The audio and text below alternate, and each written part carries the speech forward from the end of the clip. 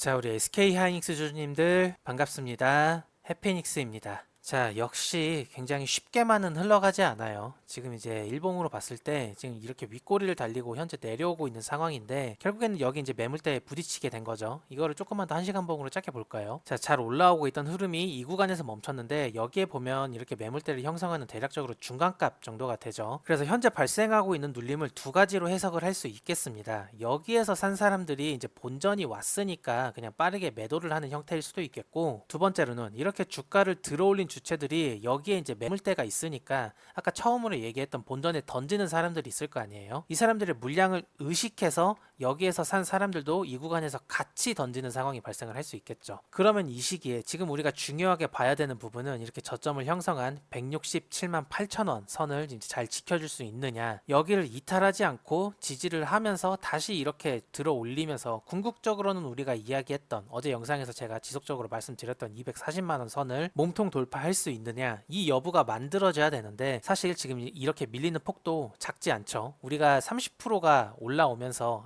살 걸 했지만 오늘 이렇게 주가가 내려오는 상황을 보니까 지금 이게 내려오고 있는 게 지금 12.5% 이상 이렇게 마이너스를 하고 있는데, 다 결과론적인 이야기예요. 우리가 살 걸 해서 여기에서 궁극적으로 샀었더라도 지금 이 구간에서 익절을 하지 못했다라고 하면은 지금 이 플러스 30%가 지금 반토막이 나고 있는 상황입니다. 그리고 주가가 아무리 이렇게 가파르게 오르고 있어도 이 구간을 확정적으로 넘겨주지 못한다면 여기에서 눌림이 발생을 해서 이 저점을 이탈할 가능성을 더 높게 보는 게 맞다라고 제가 말씀을 드렸었죠. 그래서 지금 이렇게 매섭게 내려오고 있는 상황이 사실은 우리가 어느 정도 예상을 할 수 있는 부분이었다 인정을 해야 되는 거고요. 한 가지 더 냉정하게 짚고 넘어가야 되는 부분은 제가 지속적으로 말씀드렸던 부분인데, 이렇게 크게 이어져 내려오고 있는 하락 추세가 아직 안 끝났다. 이렇게 전반적으로 진행되고 있는 흐름에 대해서 하락세를 끊어내기 위해서는 가장 이 가까운 저점을 만들었던 고점을 돌파를 해줘야 되는 흐름이 나와야 그 다음에 우리가 눌렸을 때 받아볼 수 있는데, 아직은 이런 흐름이 나오지 못했죠. 그러니까 아직까지는 내려가는 거에 있어서 하방 압력이 더 강하게 작용을 하고 있다. 이렇게 우리 주주님들이 인지를 하시면 될 것 같고, 현재 굉장히 다시 약세적인 상황을 보여주고 있기 때문에 다시 한번 불안감이 생기셨을 텐데, 일단은 이 저점을 이탈하는지 여부를 먼저 봐야 되니까, 저점을 이탈하고 나면은 그만큼 저점이 낮아진 만큼 고점 기준이 여기에서 여기로 옮겨져 오는 거거든요. 추세가 이러한 형태로 연장이 되는 거니까 고점 기준이 그만큼 낮아지는 거기 때문에 이 저점을 벗어난다라고 하더라도 막 크게 이렇게 빠지지 않는 이상은 기다려야 되는 우리들 입장에서는 기준이 이쪽으로 당겨져 오는 게 나쁠 거는 없다라고 볼 수 있겠습니다. 아시겠죠? 그래서 지금 내려오고 있는 게 상당히 가팔라서 무서운 건 사실이지만 우리가 지금 계속 지켜볼 필요는 있다. 그리고 굉장히 침착하게 멘탈을 유지를 하면서 지켜보는 게 중요하다라는 말씀을 거듭 드리고 싶고요. 일단 지금 주가가 이렇게 급하게 내려오고 있는 상황에서 지금 들려오는 이야기들이 상당히 많이 있거든요. 그래서 이 이야기들을 제가 좀 말씀을 드려볼 텐데, 제가 본격적인 이야기를 시작하기에 앞서서 우리 하이닉스 주주님들이 해피닉스 채널에 대해서 구독과 좋아요 한 번씩 눌러주시면 정말 감사하겠습니다. 일단 간략하게 코스피 차트만 놓고 봤을 때 모양이 완전히 똑같아요. 이것도 뭐 분봉으로 놓고 잠깐 보면 이렇게 9,300대에서 고점을 형성한 이후로 이렇게 하락 추세를 지속적으로 이어져 오고 있는 상황이죠. 마찬가지로 코스피도 지금 이 추세를 꺾기 위해서는 이 구간 대략적으로 한 7,800선 정도 될 것 같은데, 이 7,800선을 일봉으로 몸통 마감을 이렇게 해줘야지만 최고점에서 이런 형태로 내려오고 있는 이 추세의 전반을 끊을 수가 있는 상황이고, 만약에 여기에서 이 구간을 돌파하지 못하고 이렇게 저점을 한 번 더 깬다면은 이것도 마찬가지로 이렇게 저점이 내려오는 형태가 유지되기 때문에 코스피도 기준점이 이 구간으로 내려오게 됩니다. 결론적으로는 지금 진행되고 있는 하락 추세를 언제 끊어낼 수 있느냐, 그 부분이 굉장히 중요하겠고, 그거는 결국에 수급이랑 연결되는 문제겠죠. 주가를 이렇게 들어 올려서 끊어낼 만한, 매도세를 약화시킬 만한 그런 매수세가 들어와야 되기 때문에 코스피도 마찬가지로 차트적인 환경이 먼저 만들어져야 되겠습니다. 일단 오늘 같은 경우에 이렇게 개파락으로 시작을 하면서 결국에는 이 하락분을 만회하지 못하고 그냥 보합권을 유지를 하다가 장이 마감이 돼버렸는데, 오늘 반도체주가 전반적으로 약세적인 모습을 보여주는 데에 가장 큰 역할을 한 뉴스 같은 경우에는 이겁니다. CXMT 중국 창신 메모리가 이번 달 27일에 이제 크게 상장을 하게 됐는데, 창신 메모리는 경우에는 중국 최대 규모의 D램 제조사입니다. 그리고 최근에 애플이 이제 삼전닉스나 마이크로의 메모리 가격에 대해서 조금 태클을 걸면서 컨택을 한 기업이기도 하죠. 그래서 어떻게 보면 삼전닉스나 마이크로가 이제 글로벌적으로 조금 경쟁사가 하나 더 생길 가능성이 열렸다라고 볼 수 있는데, 일단 상장 공모액이 12.7조, 그리고 상장을 하게 되면은 약 126조 가량의 시가총액을 가지게 됩니다. 굉장히 큰 규모고 그만큼 중국 내부에서도 좀 기대감이 높은 상황이다, 이렇게 볼 수 있겠죠. 상장해서 조달한 자금 같은 경우에는 지금 현재 생산량이 32만 장인데 이거를 내년까지 42만 장으로 확대하는 데 주력으로 좀 먼저 사용을 하고, 2030년까지는 현재 생산 능력의 2배, 그리고 35년까지는 3배까지 확장한다는 이러한 중장기적인 계획도 가지고 있다라고 합니다. 이것만 들어봤을 때는 조금 무섭죠. 이제 그래서 상장 자금을 통해서 사업 규모를 좀 키우고, 궁극적으로는 반도체 업황의 시장 점유율을, 글로벌 시장 점유율을 최대 20%까지 확보를 한다, 이러한 구체적인 계획을 가지고 투자를 진행을 한다라고 발표를 했는데, 보통 여기에서 글로벌 시장 점유율이 15% 정도를 차지를 하고 있어야 기업의 생존과 직결된 시장 점유율이라고 볼 수 있는데, 현재 CXMT가 시장에서 차지하고 있는 비중은 9% 정도로 알려져 있습니다. 그래서 이제 CXMT 같은 경우에는 최대 20%까지 시장 점유율을 상향을 시키면서 글로벌적으로 좀 경쟁력 있는 반도체 기업이 되겠다. 그리고 더 나아가서 지금 삼전닉스나 마이크론이 잡고 있는 이런 글로벌 시장 점유율을 본인들이 이제 넘어서겠다, 이런 포부를 가지고 이제 거대 규모의 상장을 진행을 하게 되는데, 과연 현실로 이뤄질지 그건 잘 모르겠어요. 뭐 이런저런 원대한 포부는 이제 좀 밝히고 있는데, 뭐 상하이나 베이징에 신규 팹을 짓고 허페인에는 뭐 대규모 생산 클러스터를 신규로 구축을 한다라고 말을 하고, 이제 DDR5 생산 비중을 75%까지 높이면서 PC 서버용 시장에 이렇게 뛰어들 예정이다라고 합니다. 그리고 여기서 좀 가장 솔깃한 부분이, 상장 자금 중 일부를 HBM3 개발에 조금 사용을 한다라고 발표를 했는데, 이 부분은 미국에서 중국 메모리에 대한 규제가 계속 진행되고 있기 때문에 어차피 수출을 못하니까 차라리 신제품이라도 열심히 개발을 해서 시장 경쟁력을 키워보자라는 방향으로 좀 컨셉을 잡은 것 같습니다. 무시할 수가 없는 부분이게, 삼전닉스가 이거를 조금 잘 인지를 하고 있어야 되는 부분이, 지금 마이크론이나 삼전닉스 같은 경우에는 현재 생산하고 있는 제품들에 대해서 매출이 굉장히 잘 나오고 있는 상황이잖아요. 그래서 좀 신제품 개발에 대해서 조금은 후순위로 밀어두고 있는 상황이고, 시장의 수요를 최대한 맞춰주기 위해서 공급을 늘려나가는 형태로 방향성을 잡고 있는데, 최근에 삼전 같은 경우에는 원래 연구개발 시설이 있었던 기흥에다가도 그냥 D램 공장을 신설하기로 발표를 했었죠. 그래서 이 부분 같은 경우에는 중국에서 신기술을 개발한다라고 하는 부분이 삼전닉스나 마이크로에 있어서 긴장감을 유발하는 그런 요소가 좀 될 수도 있겠다라는 생각이 듭니다. 물론 아직 CXMT가 한 하이닉스 기준으로 한 2018년 정도의 기술력에 머물러 있어요. HBM2라고. 이제 기술 개발을 하고 그게 현장 검증이 되고 대규모로 생산할 수 있는 기술력과 수주를 좀 잘 따낼 수 있는지, 그 여부는 좀 나중에 결과를 받아보겠지만, 일단 신기술을 개발한다라는 부분에 있어서는 우리 삼전닉스가 어느 정도 좀 긴장감이 있는 텐션을 유지를 하는 게 좋아 보입니다. 그리고 또 하락을 유발했던 뭐 간단한 뉴스 하나를 더 좀 소개를 드리자면, 지금 뉴욕주에서 AI 데이터 센터에 대한 인허가를 좀 중단하는 결정을 내렸거든요. 아무래도 데이터 센터가 전기를 굉장히 많이 먹고 이게 열을 식히기 위해서 물을 굉장히 많이 소모하는 부분 때문에 이게 지역 주민들이 굉장히 반발이 크다라고 해서 지금 뉴욕주에서 지금 인허가를 잠깐 중단한 상황인데, 이 부분이 빅테크들의 투자 전망을 조금 하향할 수 있다라는 우려가 같이 섞여 나오고 있고, 그렇게 되면 반도체 수요가 또 다시 줄어들 수 있다라는 위기론이 다시 한번 나오면서 이것도 주가에 조금 영향을 미친 것으로 보입니다. 이 부분에 있어서 지금 트럼프가 굉장히 멍청한 결단이다라고 좀 비판을 한 상황인데, 이게 단순히 뭐 뉴욕주뿐만 아니라 뭐 조지아나 미시간이나 펜실베니아 등등이 줄줄이 지금 AI 데이터 센터에 대해서 인허가를 중단하는 상황이 조금 도래를 하면서, 이게 단순히 인프라적인 부분에 있어서 문제가 아니라 뭔가 정치적인 요소가 좀 개입된 게 아니냐라는 의혹이 조금 들고 있죠. 결론적으로는 AI 데이터 센터 준공에 대한 금지하는 법안까지 문제가 이어질 수도 있어서, 이게 반도체 수요에 대해서 우려를 만드는 요인이 하나가 될 수도 있다라는 부분이 시장에 작용을 한 것 같습니다. 그리고 또 하나는, 이제 미국 내에 AI 클라우드 기업인 코어위브라는 회사가 있습니다. 이 회사가 지금 마이크론이랑 장기 공급 매약을 맺어놓은 상황이거든요. 그런데 지금 현재 반도체 상황이 굉장히 좋지 않잖아요. 그러면은 이 회사 입장에서는 본인들이 맺은 장기 계약에 가격 하한선이 있는데, 이 하한선 때문에 코어위브 같은 경우에는 반도체 가격이 폭락을 해도 마이크론에서 비싸게 반도체 값을 주고 사와야 됩니다. 이런 상황이다 보니 이 코어위브가 좀 머리를 굴린 게, 이제 반도체 업황에 대해서 해지 포지션을 잡는다, 이런 결론을 내린 거예요. 이게 무슨 말이냐면, 반도체 업황이 좀 안 좋아져서 메모리 가격이 내려가도 코어웨이브 자체는 비싸게 사야 되니까 가격이 가격이 내려가는 거에 숏 포지션, 뭐 풋옵션 같은 내려가는 거에 하락 베팅을 한다라는 이야기인 거죠. 그러니까 이게 본인들 입장에서는 이게 위험을 해지하기 위한 파생 상품을 수단으로 활용을 하는 건데, 시장 전반적인 분위기로 봤을 때는 이렇게 마이크론의 주요 고객사 중에 하나가 반도체 업황에 대해서 내려가는 거를 대비를 한다라는 이미지가 인식이 돼서 이게 또 시장에 영향을 미친 거죠. 안 그래도 지금 반도체 피크아웃이다, 뭐 AI 버블이다 이런 말들이 나오고 있는 상황에서 주요 고객사가 하락 베팅을 해버리니까 본인들의 리스크를 좀 방어하기 위해서 한 가지 결단을 내린 부분이, 시장의 분위기가 굉장히 좋지 않을 때 이러한 결정을 하니까 이게 조금 다르게 오해가 돼서 좀 가격이 하락하는 데에 조금 일조를 하지 않았나, 이렇게 생각이 듭니다. 비슷한 사례가 매우 오래전에도 있었는데, 예전에 유가가 이렇게 폭등을 할 때 항공사 측이 이 유가에 대해서 해지 포지션을 잡았다가 유가가 계속 올라갈 거를 대비를 해서 그냥 고정값을 잡아놓은 거죠. 뭐 예를 들어 100달러면 100달러에 그냥 유가 가격에 상관없이 100달러에 사겠다라고 이야기를 했는데, 왜냐면 유가가 계속 올라갈 것 같은 상황이 만들어지니까. 그런데 결론적으로는 이 해지 포지션을 잡은 이후로 유가가 많이 이렇게 올라가는 게 아니라 아예 폭락을 해버렸어요. 근데 뭐 예를 들어 40불까지 떨어졌다, 브렌트유가 40불까지 내려갔다라고 가정을 하면은 항공사들은 이 40불이랑 상관없이 무조건 100불에 사야 된다라는 계약을 맺었기 때문에 판단 미스가 돼버린 거죠. 그래서 굉장히 큰 피해를 봤다라는 사례가 있는데, 이번에 코어웨이브가 이제 어떻게 될지 모르겠습니다. 이렇게 반도체 업황에 대해서 해지 포지션을 시도하는 부분이 이게 앞으로 시장 분위기가 어떻게 전환되느냐에 따라서 뭐 신의 한 수가 될지 아니면 더 큰 피해를 불러오는 선택이 될지, 그거는 좀 시간이 지나봐야 알겠죠. 어쨌든 결과적으로는 시장이 굉장히 약세적인 재료 중에 하나로 쓰이게 됐다라고 보고 있고, 이제 마지막으로는 좀 국내 증시와 직접적으로 관련된 기사가 또 하나가 나왔어요. 결국에는 현재의 시장 상황을 굉장히 뒤흔든 이 ETF, 레버리지 ETF에 대해서 소폭의 규제안이 나왔습니다. 8월부터 예탁금이 지금 기존의 1,000만 원에서 3,000만 원으로 좀 3배 이상 상향이 됐고, 무조건 현금으로만 가능하다라고 해요. 그 전까지는 현금 300만 원만 있고 뭐 나머지 700만 원치는 주식만 있어도 이게 담보가 됐었는데, 이제는 진짜 현금으로 3,000만 원이 꽉 차 있어야만 포지션을 잡을 수 있다라고 그 기준치 조금 상향을 했고, 최소 거래 단위도 이렇게 20주로 조금 상향을 한 상황입니다. 그러니까 철저하게 자본이 작은 단타꾼들의 좀 접근을 제한을 하겠다, 일단 그러한 조치를 좀 취한 상황이고, 삼전닉스 기초 자산에 대한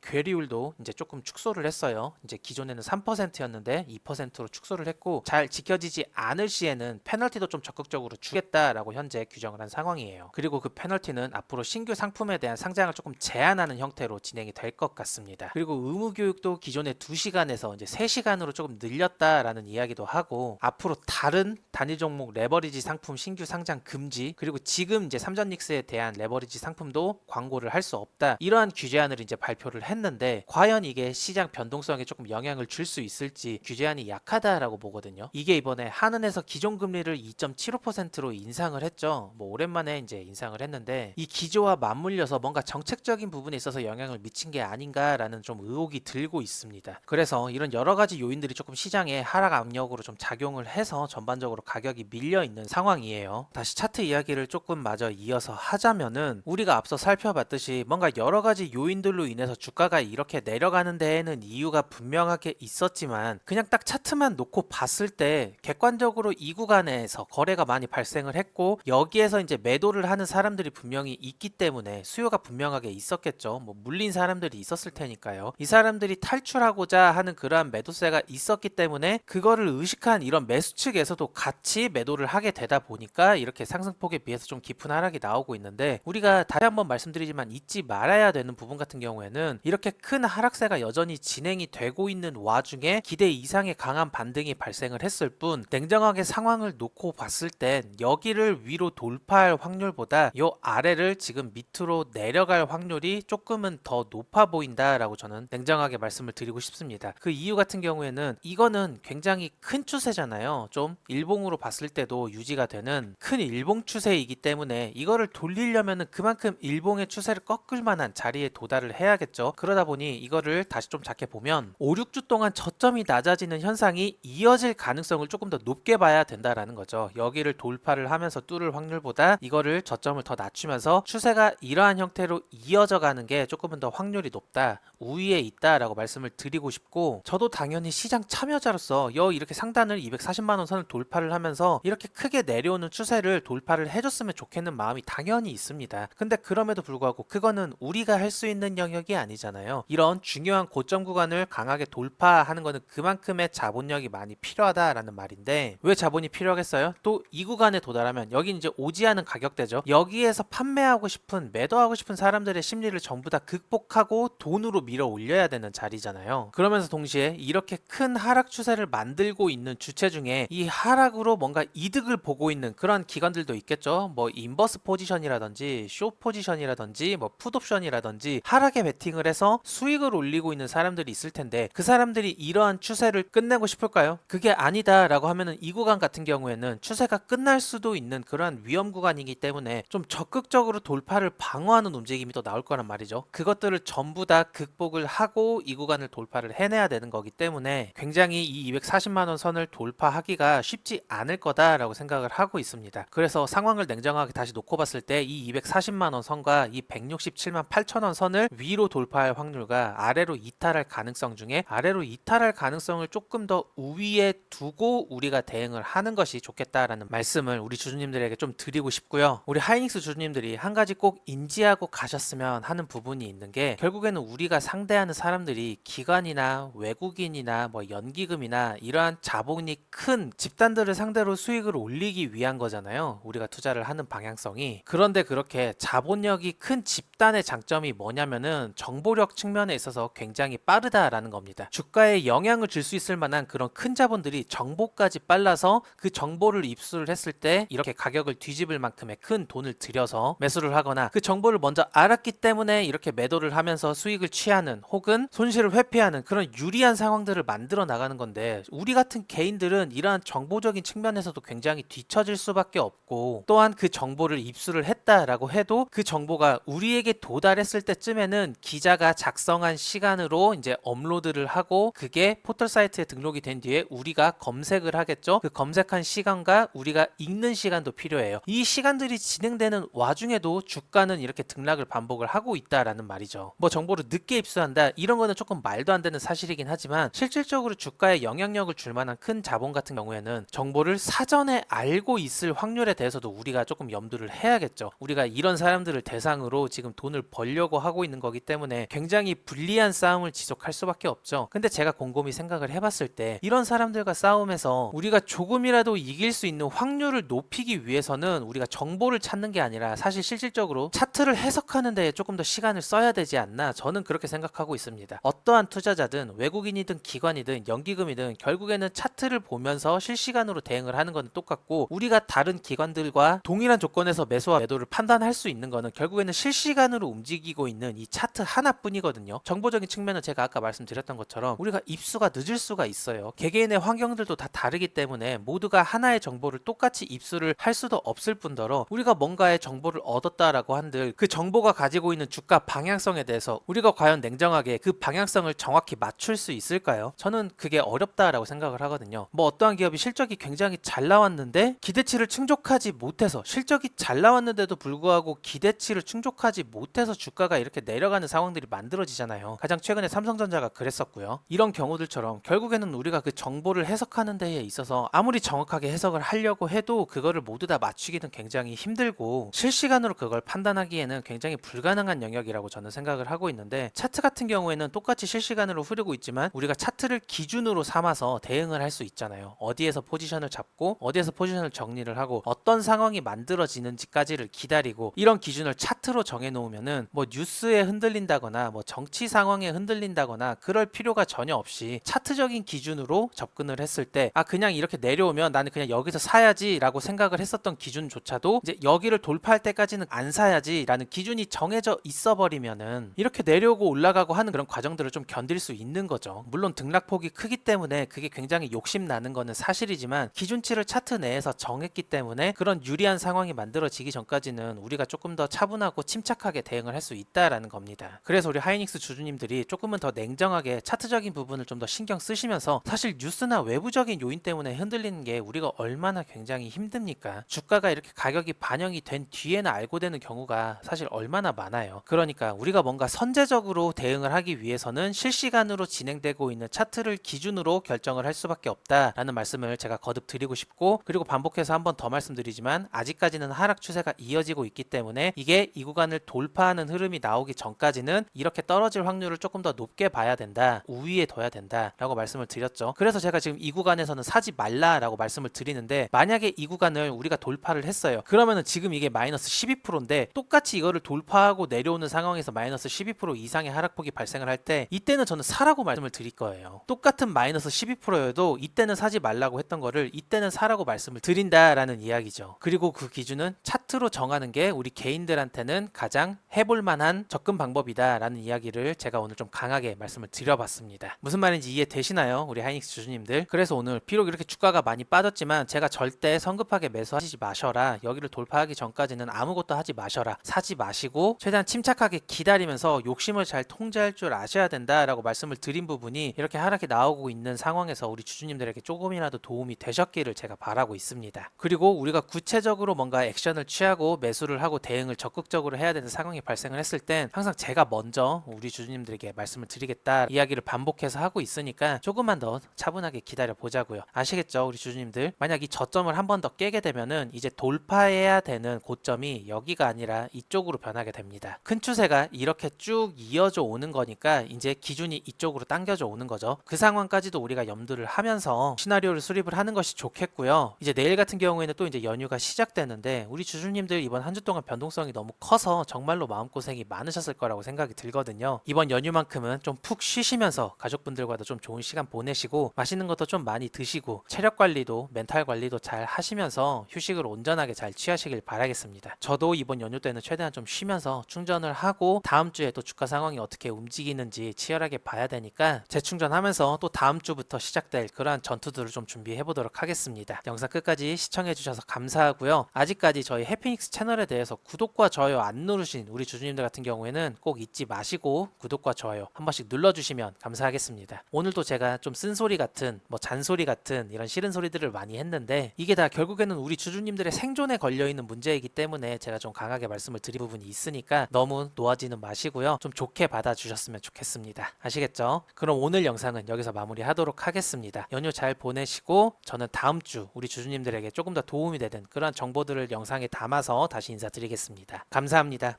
해피닉스였습니다.